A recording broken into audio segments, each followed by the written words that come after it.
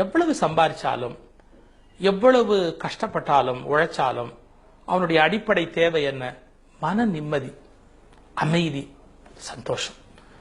இப்போ கோடி கோடியாக நான் ஒரு சொத்து சேகரிச்சு வச்சு அந்த சொத்துல இருந்து என்ன கழிச்சிட்டு, அதாவது அதெல்லாம் விட்டுட்டு, எனக்கு இருக்கிற காரு பங்களா மற்ற எல்லாத்தையும் விட்டுட்டு என்ன மட்டும் நான் எடுத்து பார்த்து ஒரு வலியும் வேதனையும் உடைய மனுஷனா நான் வாழுகிறேன்னு சொன்னா புத்திசாலித்தனமான வாழ்க்கையா? அது இல்லை.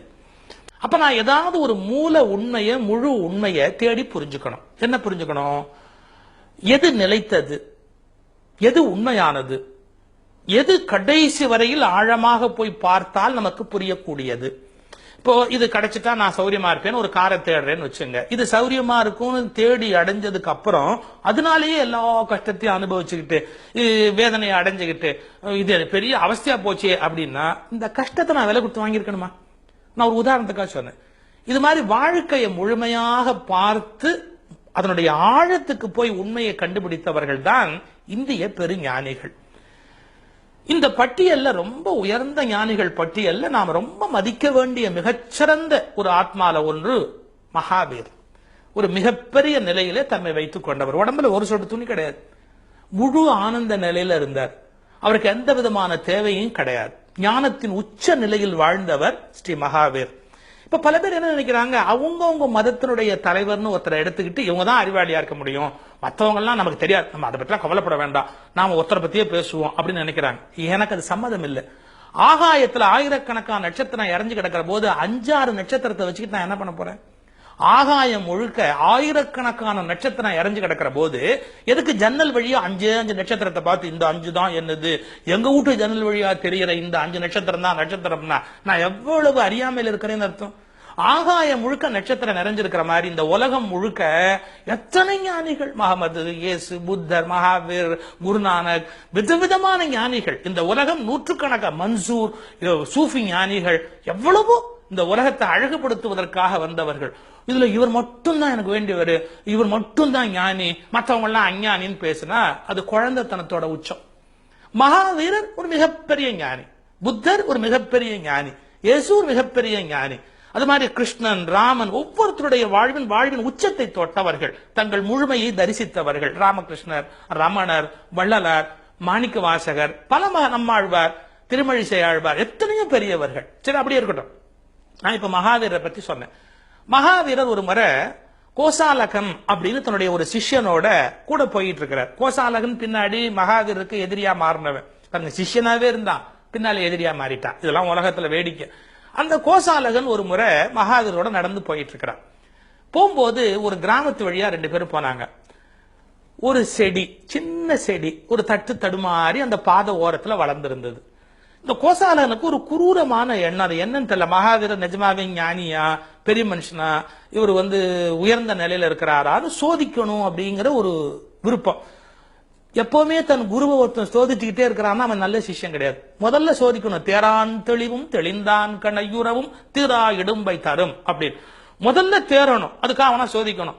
எப்ப பார்த்தாலும் சோதிச்சுக்கிட்டே இருந்தா வாழ்க்கை நரகமா போயிடும். மனைவிய, நம்முடைய அலுவலகத்துல வேலை பார்க்கிறவங்கள, குருநாதரை முதல்ல தேர்ந்தெடுக்கிற போது வேணா சோதிக்கலாம். ஒரு மனைவி கணவனை, கணவன் மனைவிய, every incident, every moment, every second நான் டெஸ்ட் பண்ணிக்கிட்டே இருப்பேன் அப்படின்னா, இந்த கம்ப்யூட்டர்ல எதை எடுக்கிறதா இருந்தாலும் வைரஸ் த்ரெட் இருக்கான்னு பார்த்து எடுக்கிற மாதிரி எவ்ரி செகண்டா ஒரு நபரை நம்ம ஸ்கிரீன் பண்ணி ஒவ்வொரு விஷயத்தையும் சேர்த்துக்க முடியும்.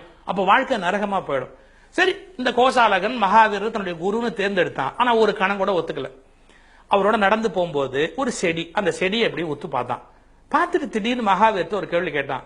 இந்த செடி பூக்கும்னு நினைக்கிறீங்க அப்படின்னா. இது என்ன கேள்வி? இந்த செடி பூக்கும்னு நினைக்கிறீங்க அப்படின்னு. டக்குனு மகாவீரர் கண்ணை மூடிக்கிட்டார். உடனே சொன்னா, என்ன எஸ்கேப் பாருங்களா? நான் கேள்வி கேட்ட உடனே பிரச்சனையில தப்பிச்சு போறதுக்கு கண்ணை மூடிக்கிட்டீங்களா? நான் கேட்கிறேன், பதில் சொல்லுங்க, கண்ணை மூடிக்கிட்டீங்க அப்படின்னா. மகாவீரர் அப்படியே இருந்தார். கொஞ்ச நேரம் இருந்துட்டு மெதுவா கண்ணை திறந்துட்டு சொன்னார், பூக்கும், இந்த செடி பூக்கும் அப்படின்னார். ஒரு வினாடி யாரும் எதிர்பார்க்காத ஒரு காரியத்தை பண்ணா கோசாலகன். பளீர்னு போனா செடியை வேரோட புடுங்கனா தூக்கி அனுப்பட்டான். இப்ப மகாவீர் சொன்னது என்ன போச்சு? இப்ப மகாவீர் சொன்னார் இந்த செடி பூக்கும்னு. அதை உடனே டிஸ்ப்ரூவ் பண்ணணும், அது இல்லைன்னு நிரூபிக்கணும் அப்படிங்கிறதுக்காக அடுத்த வினாடி அந்த செடியை வேரோட பிடுங்கி, எவ்வளவு குரூரமான ஒரு மனம் பாருங்க அவனுக்கு. இதுக்கு இந்த செடியை பிடுங்கிறது நமக்கு உரிமை இருக்கான்னு யோசிக்கல, தூக்கி அண்ணனுக்கு போட்டு அவன் பாட்டுக்கு மகாவீரை பார்த்து ஒரு சிரிப்பு சிரிச்சான். என்னமோ சொன்ன அப்படிங்கிற ஒரு அர்த்தத்துல. மகாவீர் பதில் சொல்லல. நான் சொன்னதுதான் நடக்கும்னு சொல்லல, நான் ஒரு நிமிஷம் ஏமாந்துட்டேன்னு சொல்லல, ஒண்ணுமே சொல்ல. அவர் பாட்டு நடந்தார். எதுவுமே நடக்காத போது என்ன நடந்திருக்குமோ அப்படி நடந்து கொண்டார். எதுவுமே நடக்காத போது என்ன நடந்திருக்குமோ அப்படி நடந்து கொண்டார். அதான் ஞானிகளுடைய மிகப்பெரிய மேன்மை. போயிட்டார் மகாவீர் பாட். இவன் பின்னாடியே புறப்பட்டு போயிட்டான். போனான் பாருங்க, ஒரு வாரம் ஒரு 10 நாள் எல்லா பக்கமும் அவங்க சுத்துறாங்க. மழைனா மழை, கொட்டு மழை. அந்தந்த ஊர்ல அங்கங்க ஒதுங்கிட்டு எல்லாம் பண்ணி எல்லாம் முடிச்சு சுத்திட்டு திரும்பி அதே வழியா வர்றாங்க. 10-12 நாள் கழிச்சு அந்த வழியா வரும்போது இந்த கோசாலங்கனுக்கு அந்த இடத்தை தாண்டும் போது ஒரு கியூரியாசிட்டி, ஒரு பரபரப்பு. அந்த பரபரப்புனால அந்த செடி அது எப்படி இருக்கு அந்த இடத்துல பார்த்தா பூத்து இருக்கு. இந்த பெஞ்ச மழையில மண்ணை அடிச்சுக்கிட்டு வந்து அது வேற மூடி அந்த செடி நிமிர்ந்து நின்று அது பூத்துருச்சு. இப்ப இந்த லெவல் நடந்திருந்தா வேற சாமியார்னா என்ன அமக்கலம் பண்ணுவான். போத்தியோ நம்ம மகிமை, என்ன மகிமை பாத்தியார். மகாவீர் ஒன்னும் சொல்லல. செடியில ஒரு பூ பூத்துது, அவர் இதழ்ல ஒரு பூ பூத்துது. ஒரு சிரிச்சார். அந்த இதழ்ல ஒரு பூ பூத்துது. அந்த பூவை எப்படி பார்த்தார், ஒரு சிரிப்பு சிரிச்சார். திரும்பி கூட கோசாலனை பார்க்கல. நீ என்ன பண்ணுன, அது பூத்துருச்சு பாத்தியாலாம் பார்க்கல. பார்த்த சாமியார் இல்ல. பத்தியா நீ சொன்னது எப்படி ஆகி போச்சு பாரு, அதெல்லாம் ஒண்ணுமே கேட்கவே இல்லை. அப்படி ஒரு சிரிப்பு சிரிச்சார். கோசாலனுக்கு அவமானம்னா அவமானம், வெறினா வெறி, கோபம்னா கோபம். அப்படியே தவிக்கிறான்.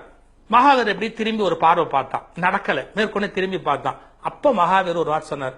நீ இப்ப என்ன யோசிக்கிறேன்னு சொல்லட்டுமா? அப்படின்னா மறுபடியும் செடியை பிடுங்கி போடலாமான்னு யோசிக்கிற, சரியா? அவன் சொன்னான், ஆமா அந்த எண்ணம் எனக்கு தோணுது. ஒரு தடவையே அது ப்ரூவ் பண்ணிடுச்சு. என்ன நீ தூக்கி போட்டதுக்கு அப்புறம் நான் வளருவன் போடா அப்படின்னு ஒரு தடவையே உன் அகங்காரத்தை அது ஒண்ணும் இல்லாம ஆக்கிடுச்சு. நீ எத்தனை தடவை பண்ணிக்க, இனிமே எனக்கு அதுக்கு எந்த சம்பந்தமும் இல்லை. ஆனா அதனுடைய விதையின் அடியாழம் வரையில் நான் பயணம் பண்ணி போய் பார்த்தேன். ஏன் கண்ணை மூடனேன்னு கேட்டல, நான் அதனுடைய விதையினுடைய ஒவ்வொரு விதையும் ப்ரோக்ராம் இருக்கு சார். அந்த விதையினுடைய அடி ஆழம் வரையில நான் பயணம் பண்ணி உள்ள போய் பார்த்தேன். அது பூக்கும்னு எனக்கு தெரிஞ்சது. அதை நான் சொல்லிட்டேன். இனிமே அது என்ன ஆகுதுங்கிறத பத்தி எல்லாம் எனக்கு கவலை கிடையாது. ஒரு முறையே உன்னுடைய எண்ணம் முறியடிக்கப்பட்டு விட்டது என்பதை நீ புரிந்து கொண்டால் போதுமானது. இனி நமக்கும் அந்த செடிக்கும் எந்த சம்பந்தமும் இல்லை சொல்லிட்டு ஒரு பாட்டு மகாவீர் அப்படியே நடக்க ஆரம்பிச்சார். நமக்கு இந்த கதையை படிக்கிற போது ஒரு பிரமிப்பு வரும். தனி மனிதர்கள் தங்கள் செயலில் தான் எல்லாம் அடங்கி இருக்கிறது என்ற அகங்காரத்தால் கஷ்டப்படுகிறார்கள். நான் தான் எல்லாத்தையும் உண்டு பண்றேன், நான் தான் எல்லாத்தையும் உண்டு பண்றேன். நீயும் உண்டு பண்ணுகிறாய், அது மறுக்க முடியாது. நீ செய்வதற்கு மேலாகவும் பிரபஞ்சம் சில காரியங்களை செய்கிறது. சார், புத்தர் ஞானம் அடைஞ்சார். ஞானம் அடைஞ்சோன்னா புத்தர் என்ன பண்ணார் தெரியுமா? இந்த பூமியை அப்படியே வணங்கினார். இப்படி கீழே விழுந்து அந்த பூமியை அப்படியே தொட்டு வணங்கினார். தேவர்கள்லாம் வந்தாங்கன்னு அந்த கதையில வரும். தேவர்கள்லாம் கோவப்பட்டாங்களாம், எங்களை விட்டுட்டு எதுக்கு இந்த பூமியை நீ கும்பிடுற அப்படின்னு. அதுக்கு புத்தர் சொன்னாராம் ஒரு வார்த்தை, நான் ஞானம் அடைந்தேன்னு சொன்னா அது அஞ்ஞானம். எனக்கு என்ன நடந்திருந்தாலும், இந்த வார்த்தை ரொம்ப அழகு, எனக்கு என்ன நடந்திருந்தாலும் அதற்கு நான் மட்டும் காரணம் அல்ல. எனக்கு என்ன நடந்திருந்தாலும் அதற்கு நான் மட்டும் காரணம் அல்ல. இந்த பிரபஞ்சத்தினுடைய ஒட்டுமொத்தமான இயக்கம் தான் இந்த மாற்றத்துக்கு காரணம். இது உண்மை. ஒரு வினாடி யோசிச்சு பாருங்க. நாம கரியமில வாயுவை வெளியிடுறோம். நம்ம சுவாசிக்கும் போதெல்லாம் கரியமில வாயுவை வெளியிடுறோம். இது இப்படியே பிரபஞ்சத்துல தங்குனா நம்மளால வாழ முடியும்னு நினைக்கிறீங்களா? ஒவ்வொரு செடி கொடியும் அந்த கரியமில வாயுவை உள்ள வாங்கி அது ஆக்சிஜன் பிராணவாயுவை வெளியில விடுறபடி இயற்கை ஒரு ஏற்பாடு பண்ணிருக்கு. இத காஸ்மிக் வெப் அப்படிங்கிற பிரபஞ்சமே அப்படியே ஒரு நெட்வொர்க்ல ஒர்க் பண்ணிக்கிட்டு இருக்கு.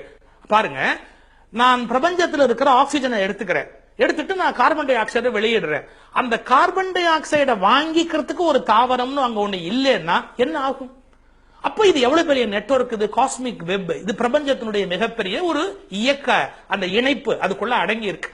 இப்ப நான் எதுக்காக இவ்வளவு சொல்ல வரேன், நம்ம அகங்காரத்தால தான் எல்லாத்தையும் நம்ம செய்யறதா நினைச்சுட்டு இருக்கிறோம். அவர்கள் கஷ்டப்படுவது தவிர்க்க முடியாது. நாமளும் சில காரியம் பண்றோம், இதை தவிரவும் 10-15 விஷயங்கள் இணைஞ்சு நடக்குது.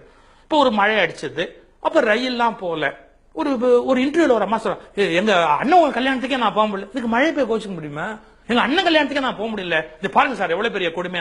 என்ன கொடுமை? மழைங்கிறது பிரபஞ்சத்தினுடைய பேச்சு. நம்ம அண்ணன் கல்யாணம் சாதாரண விஷயம்.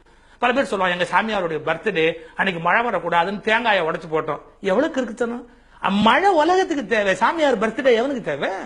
எங்க சாமியாருக்கு பர்த்டே, அதனால மழை வந்துட்டா கஷ்டமா போடுன்னு மழையை அவர் நிறுத்திட்டாருன்னா ஊரெல்லாம் பெய்ய வேண்டிய மழையை நிறுத்துறதா சாமியாருடைய வேலை? இது மிகப்பெரிய நெட்வொர்க் சார். பிரபஞ்சத்தினுடைய இயற்கை நீதி என்பது ரொம்ப பெருசு. அது எப்படி நடக்கணுமோ அப்படி நடக்கணும். அருவியிலேருந்து ஒரு 92 வயசு பெரியவர் கீழே விழுந்துட்டார். நம்புவீங்களா? அருவியிலேருந்து இம்மி கூட அடிபடியாம எழுச்சி வெளியே வந்தார். எப்படி சார் வந்தீங்க அப்படின்னு கேட்டா, அருவியோட ஒத்துழைச்சேன்.